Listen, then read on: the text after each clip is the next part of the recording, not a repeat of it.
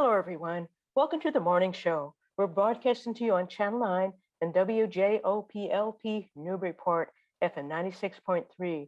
We're also available on Newburyport Community Media's YouTube channel at ncmhub.org. I'm your host, Mary Jacobsen, and I'm delighted and honored to welcome today's guest. Michael Meade is here. He's a renowned storyteller, author, and scholar of mythology, anthropology, and psychology. He's the author of a number of books, including Awakening the Soul, The Genius Myth, Fate and Destiny, The Two Agreements of the Soul, Why the World Doesn't End, and The Water of Life, Initiation and the Tempering of the Soul.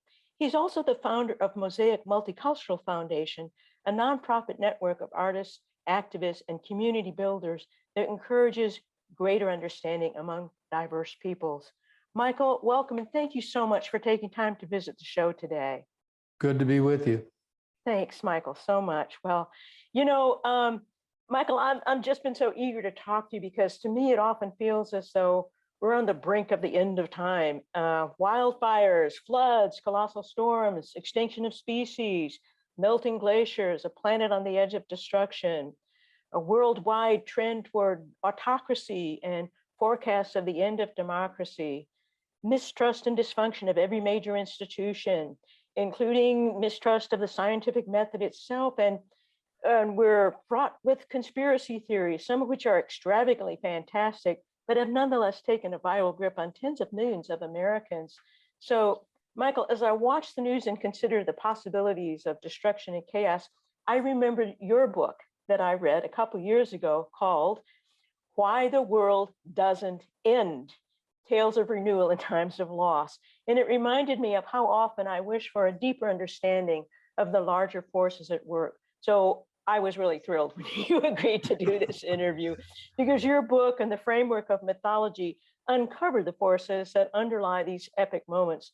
So Michael, I hope that we could begin by my asking you to talk about why it isn't just now in the present moment, but in fact, as you discuss in your book, the world often seems on the brink of collapse or complete disaster.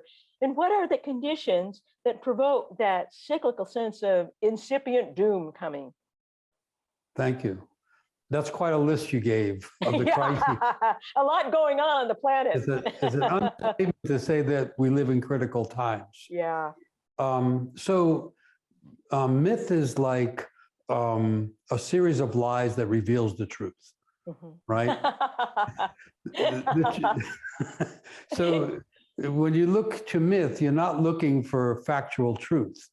You're looking for two things, I would say: the underlying universal truths of reality, and also emerging truth. Those are the two things that you can't find readily in other places. And so the big thing now, I think, how do we understand this? There's historical reasons, there's political reasons, there's sociological reasons. People can go through that, they go through it all the time. Yeah. But there are also mythological reasons. And so the word apocalypse, which now people use freely to indicate the fiery end of everything, is actually an old Greek word, apokalypsis, which doesn't mean that. The word apokalypsis has two core meanings. One is a lifting of the veil, that you arrive at a period in your life or in the life of the planet where the veil that is usually there lifts, and you see how endangered nature is. You see how endangered culture, and in this case, democracy are.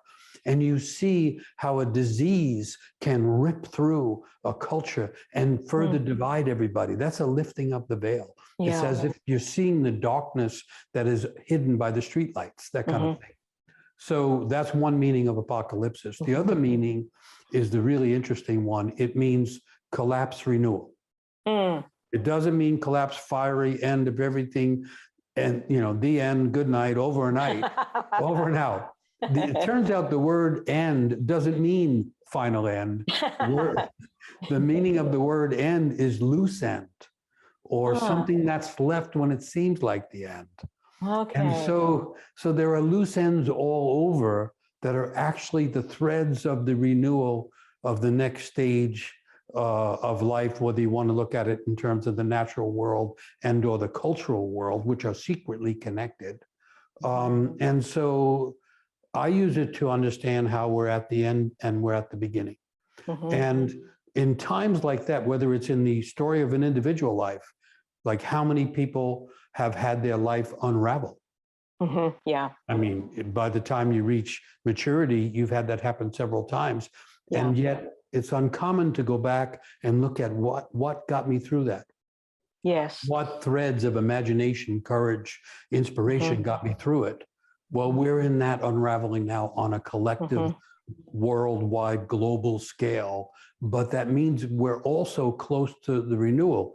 In mythology, no matter where you search out the myths of creation, all around the world, there are many, many myths. They all begin in chaos, chaos before creation.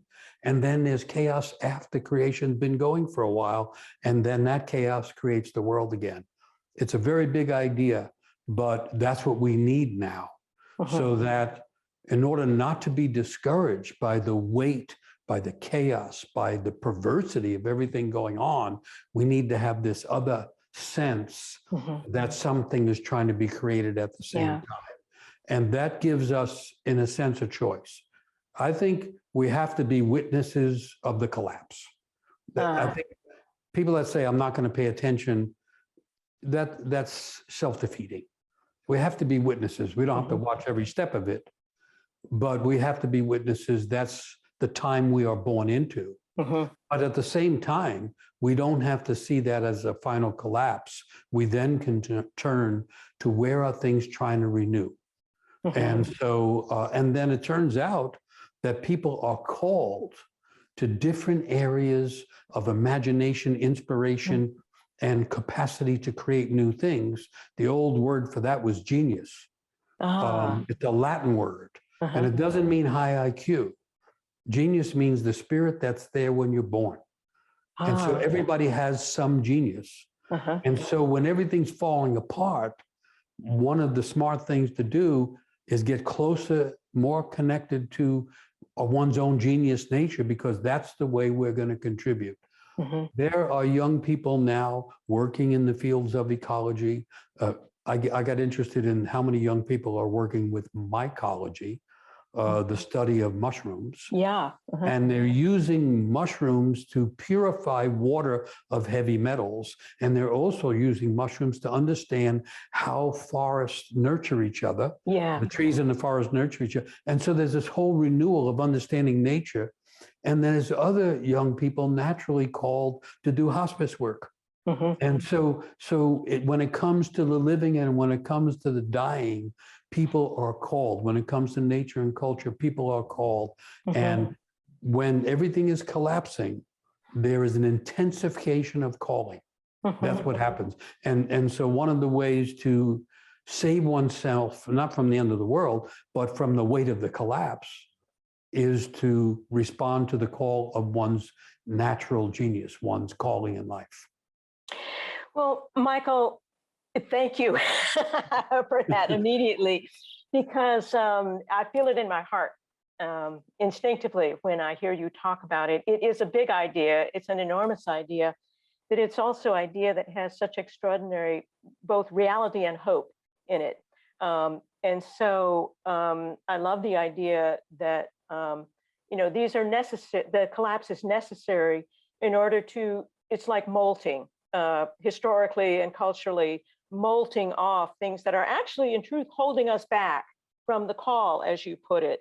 And I think it is. I like the idea that you say it's important to witness what's happening, because if we're not witnessing it, it may make it harder. It strikes me to hear what we're being called to in response to that. So thank you. That's just brilliant and wonderful. I so appreciate that. Another thing I wanted to ask you about in terms of our current times, Michael, is it often feels as though America has unraveled rapidly over the last 5 years, which is maybe why we often feel, or I do anyway, as though it's hard to catch our breath. And it's hard to keep up with the collapse, even while we're busy witnessing it. It feels like it's happened very rapidly. But you talk in your book about the collapse, in fact, accelerates, that it's not just a feeling we have, it's a phenomenon. You talk about the that there are energies that are activated by that feeling I was describing of the end of times, and how these energies actually amplify and intensify the feeling of doom. So once the archetype gets activated, that in effect unleashes more paranoia, more vulnerability, and more fanaticism of different kinds. The image that came to me as I was reading that was like a tornado that spins and builds upon itself and gets stronger.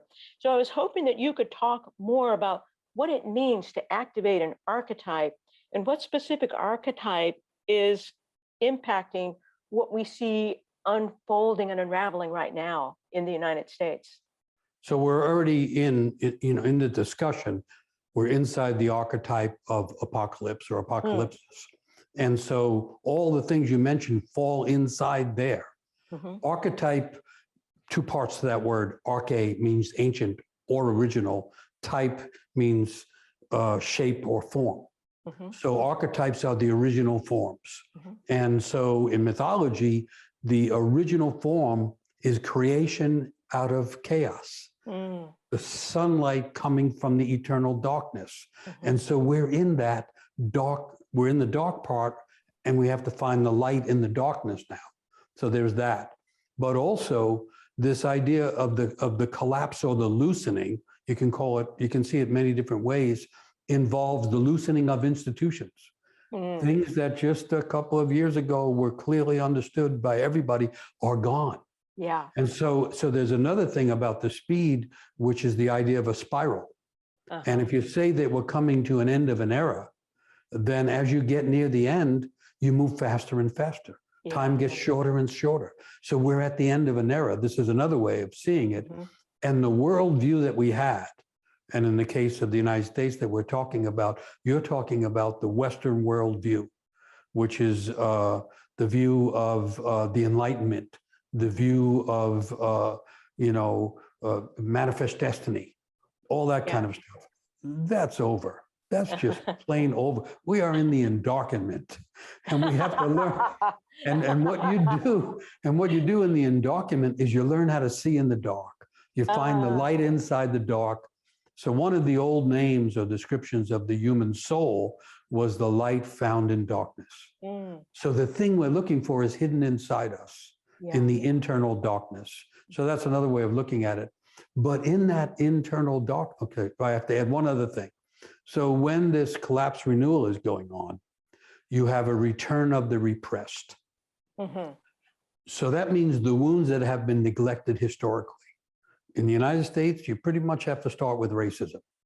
Racism is the big wound at the origin of the culture, the invasion, the bringing in of slaves. That's the original wound of this democracy. And so that returns. Some of us thought it was kind of dealt with in the 60s. Maybe it was getting better. Return of the repressed. So along with those kind of historical things that return, and one healing, that's why they return. They return to get healing. Along with that, you have all the repressed emotions. So hatreds that were deeply buried come right to the surface, and people are an inch away from falling into hate at any moment.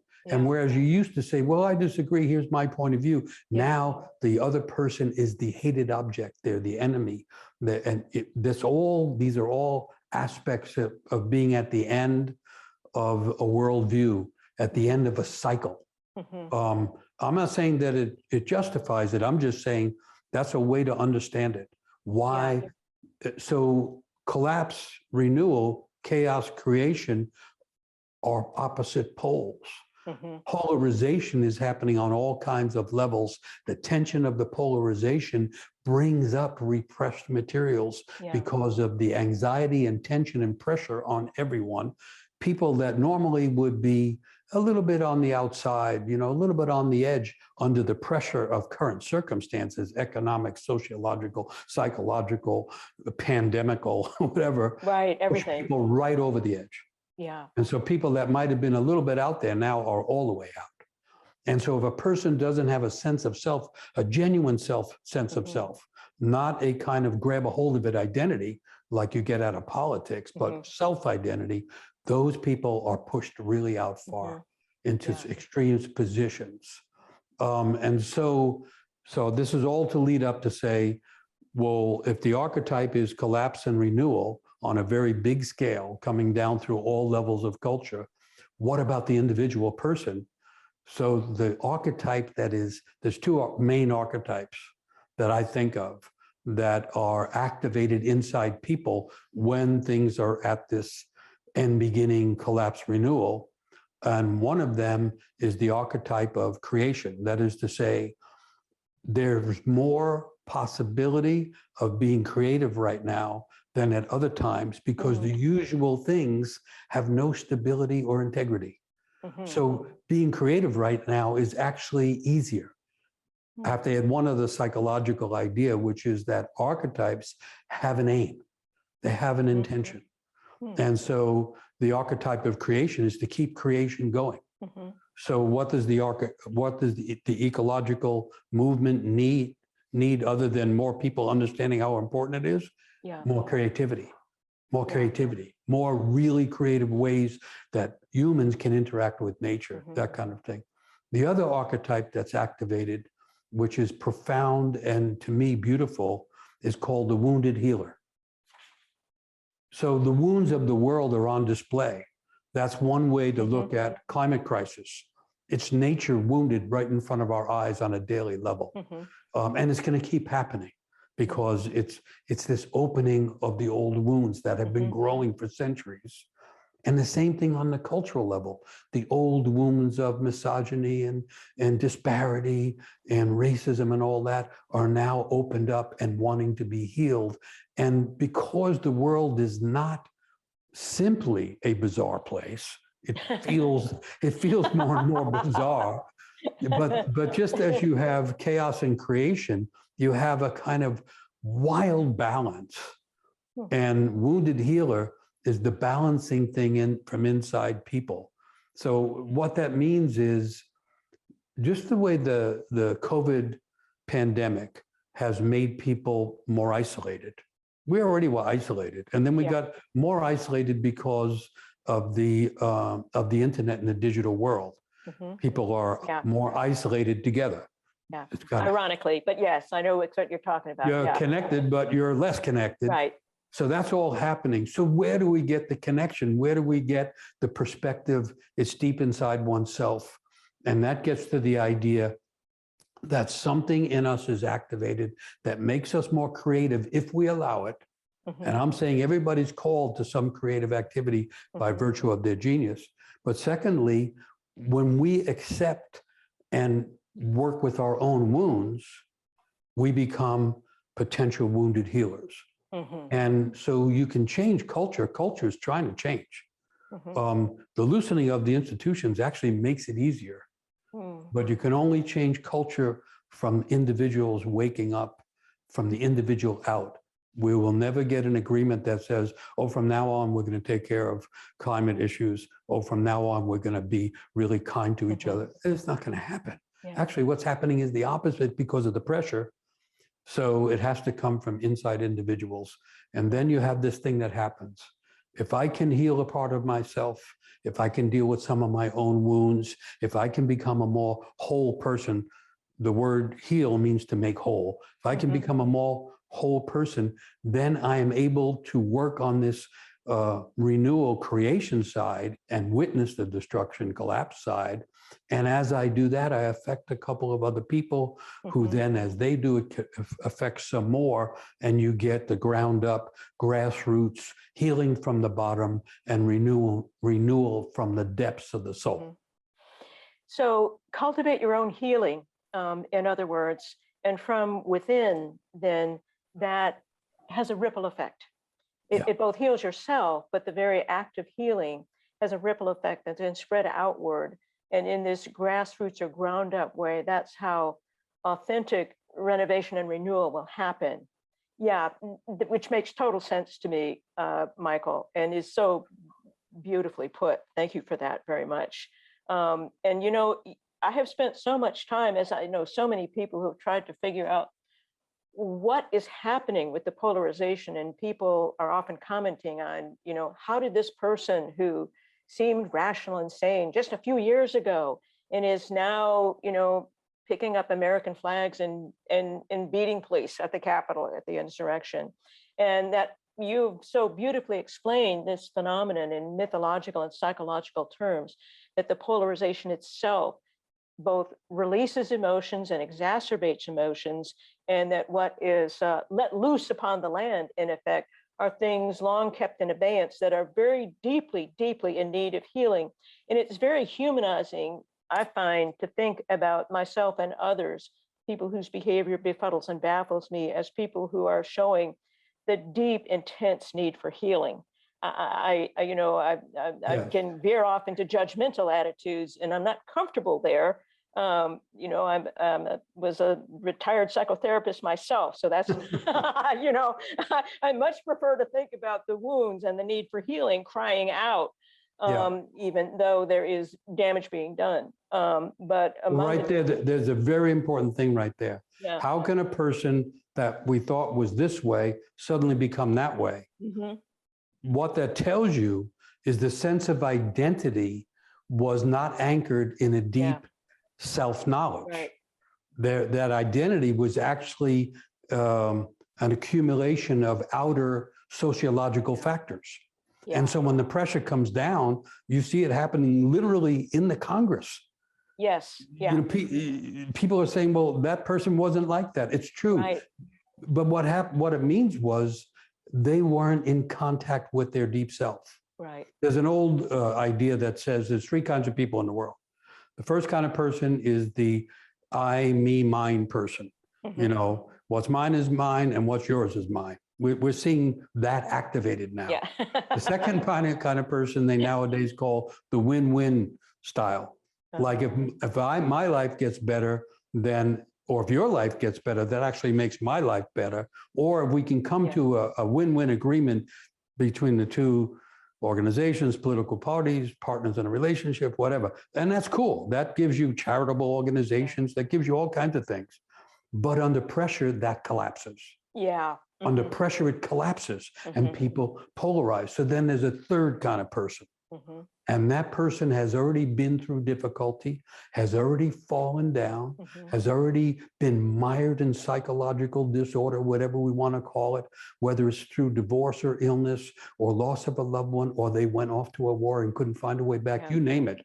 Everybody fits into that category. Yeah. The ones who find a deeper sense of self and soul, who become, oh, I get it. I'm wounded, but I'm also awake. And this isn't something that someone did to me. I'm not mired in resentment or self-loathing or hatred of others. I've actually found some healing inside. And I realized, oh, everybody's suffering. I found empathy. I found compassion. That kind of person cannot be altered by pressure. Yeah.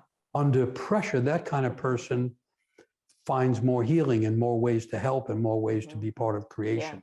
So the first kind of person, there's not much you can do for and some of them get elected to high office. They do indeed.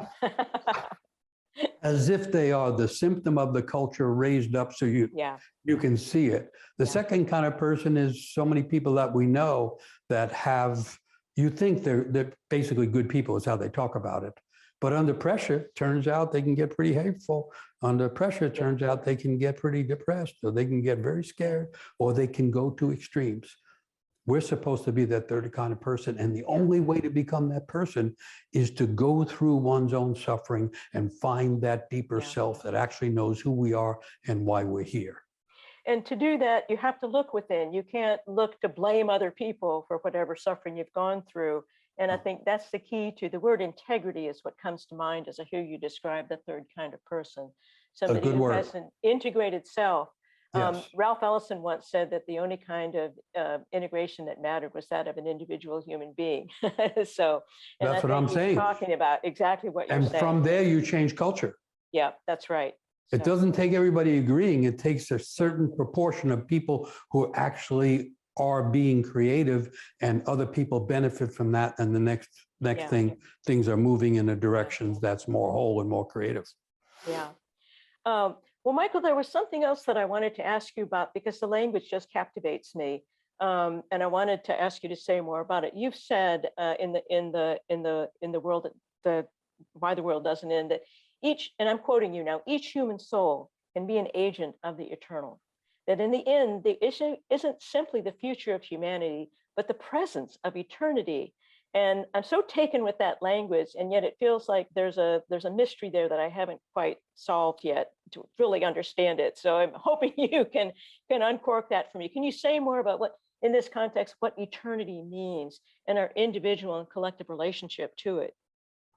So let me get there in a couple of steps. So people are always running out of time now. Yes. That's because we're near the end. It's moving faster and faster. You have 7-year-old kids that are out of time. I mean, it's really affecting everybody. So we don't need more time. We need more timelessness. We need more things that make us feel connected to the timeless background from which time develops. So examples of that would be love experience. Someone who falls in love or has a love experience, that's timeless. When you're in the rapture of love, you don't know what time it is. You know, because you're pulled into the timeless. And so everybody has those experiences, and actually timeless experiences, which means also time in nature. When person is just overwhelmed or pulled into the stunning beauty of nature, that's not a postcard experience. That's a timeless experience. Those live inside people. So over time, so to speak, we're supposed to build these timeless moments that we can then use to grow our own souls, our own hearts, and our own understanding of the world. So there's that. But also, now this gets mythological, everything that exists came from the eternal. The old sense of the world, what we call the world, the real world, was called the front of the world. The evident front, the manifest version. What's behind it is the eternal that creates all manifest things. Doesn't have to be religious. This is something, you know, everything that's meaningful, you'll notice, is timeless. And so the original wound, the original split, which feeds all polarizations, is the divide from the eternal to the timeless. And when you go through mythology and through the old versions of the world, which were not reduced to subject-object division, which is one of the problems of modern life, it got reduced and we lost the mystery. And when we lost the mystery, we lost the beauty and the understanding. If you go back far enough, what happens is everything that enters the world came from that eternal. That's the longing for paradise that people feel. And each soul appeared out of an eternal background and manifests in time and in what they call the manifest world, which is always dark and light. It's a polarized place. People have two sides of their heart, two lungs, a left side, a right side. Everything that's manifest outside is also manifest in each individual. And so what we're longing for often is that touch of the timeless. That breath of inspiration that comes from the eternal. And when you get to politics, when you get to the economy, it is completely missing. It's all transactional. And so sometimes we have to get away from that because it cannot solve what it cannot see. And we have to find our connection to things that are eternal and timeless. And that's what renews our life. And I think that's what's trying to renew the entire planet. Well, you mentioned the connection with nature as being experienced at the timeless. And when you were talking, I was thinking about the feeling of awe that I often feel in nature. And that is definitely grounded in something that feels eternal and timeless. And that's a huge gift that we get from nature. So thank you for that, Michael. I do understand better what you mean by that now. And Here's another old saying. I like old sayings. The fact that they're old means they had value and they're still sticking around, even though most people aren't checking it out. So when you reduce awe, which means recognition on a bodily, emotional, mental level of the beauty and wonder of existence, when you reduce awe, you increase terror. Awe and terror are in a balanced dynamic. So when you increase the awe, you reduce fear and terror. If you could just get everybody in power that makes these decisions and all, to be in awe of being alive, and be in awe of the fact that the other person is really different from them, and that's a good thing, and be in awe of what the animals need and what the forests need, and it would be really hard to terrorize everybody. Yes, that's right. That is such a profound and beautiful idea. Thank you for that, Michael. I really appreciate it. Awe is trying to make a comeback. Yeah, well, let's hope. I'm rooting for it. Whoa, we can be the agents of awe. Yeah, there you go. No, go ahead. Well, I was going to say also the agents of ore, like back in the day. Anyway, just Michael, there's one more question that I wanted to ask you as we close down this interview, which I'm so appreciative of. There's so much to think about, so much that feels very healing about this conversation. But one of the things I love about your message is that you say that we need to story the world to make it meaningful, and that this is the gift and wonder of mythology. And you're making that very clear as we talk today. You've said that none of us have to save the whole world, but we do need to become more able to imagine the wholeness and renewal of the cosmos. And when we seek inside our own souls, as you've been saying, we can become, and this is the part I really love, I'm quoting you, the unwitting agents of the little redemptions that ransom the world from the edge of chaos. I just love that. And in keeping with that theme, I hope that as we close today, you might share with us a story from your book that I just loved and found very hopeful and inspiring. The story of an old woman in the cave, weaving the most beautiful garment she can imagine, and then her encounter with the black dog and what she does in response to what the black dog does. So I'm hoping that you could tell that story for us, Michael. Okay, thank you. So this is an old Native American story that occurs in a number of tribes. And so I'm not telling a version from any one of those tribes, because the story is actually connected to similar stories in other cultures. And so simply put, it goes like this. So most people don't find it, despite people driving 24 hours a day on highways and superhighways, and even in SUVs on back roads. Yet there is a cave nearby. And in that cave, there is the knowledge that we're all looking for. Now that goes back to the fact that all the original philosophers and healers lived and worked in caves. So this is about old earth knowledge found inside the earth in caves. Anyway, so that cave is nearby, but no one finds it. But if you did find it, what you would see inside the cave is an old woman sitting and weaving the most beautiful garment that anyone has ever seen. And she's weaving the hem of it because she's near the end of this weaving. And she wants to make that beautiful mark.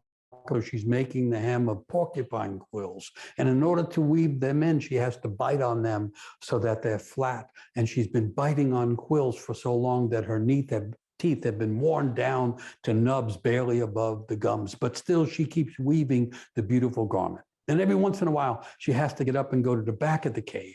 At the back of the cave, there's a fire that some people say is the oldest thing on earth. And hanging over the fire, there's a cauldron. And in the cauldron are the seeds of all the plants, of all the vegetables and the fruits and the flowers and the trees. And if she doesn't stir that soup of seeds, then they will burn and there won't be any forest or any plants or any trees. And so she goes back to the back where the fire is, but because she's been working so hard for so long, she moves slowly. And as she slowly goes back there, the black dog, what black dog? The black dog goes over to where she has left the weaving of the beautiful garment on the floor of the cave, and it sees a loose thread and it can't help it. The black dog pulls on the thread and it unravels the entire garment that the old woman has been weaving so long, the most beautiful thing anyone has ever seen. When she comes back, she sees all her work unraveled in chaos on the floor.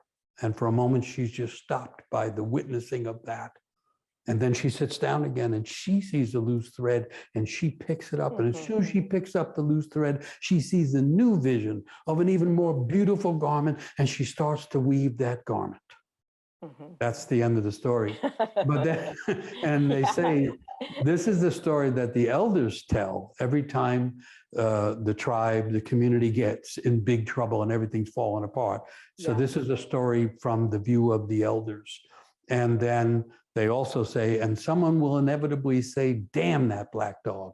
If it wasn't for the black dog, she would have finished that beautiful garment. It would have been perfect. And then people need to know the word perfect means all the way through the form, finished, never to be again. That old woman is weaving the world. And if she ever finished it, the world would be gone. So they say, be thankful for what unravels everything, because it sets us up to help the reweaving. And I say, we are that old woman. Yeah. We're standing there looking at the chaos and looking for our own loose thread. And we have to witness, but it's our choice to find a thread and saying, even though this is painful and the world is hard and it's challenging and fearful, I'm going to try to add my thread to the weaving of the next world, which will be, to those eyes seeing it, even more beautiful. I love this story, Michael, because it contains everything we've been talking about. I totally identify with the moment where she pauses at looking at what the black dog has done, but then she picks up and starts over again. And that's the spirit of renewal that you've been talking about. Yeah. And this whole process of creation and destruction and creation and destruction, it depends upon, the renewal part depends upon our trust and our ability to just pick up and keep going. And so I love the story, and you told it brilliantly.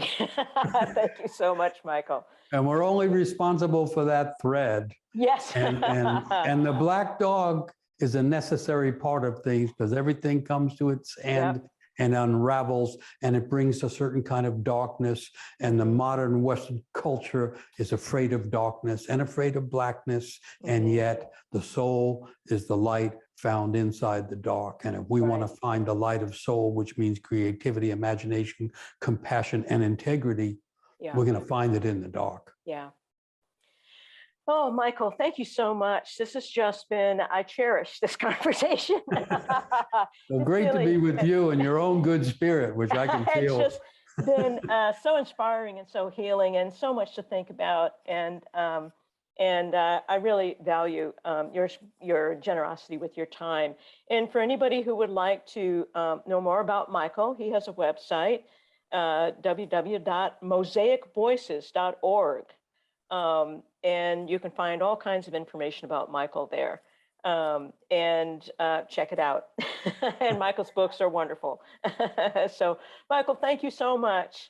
Thank you, Mary. Really good to be with you. Be well. Wonderful. Yes, you too. Okay. Well, that's it for today, everybody. Thanks for watching.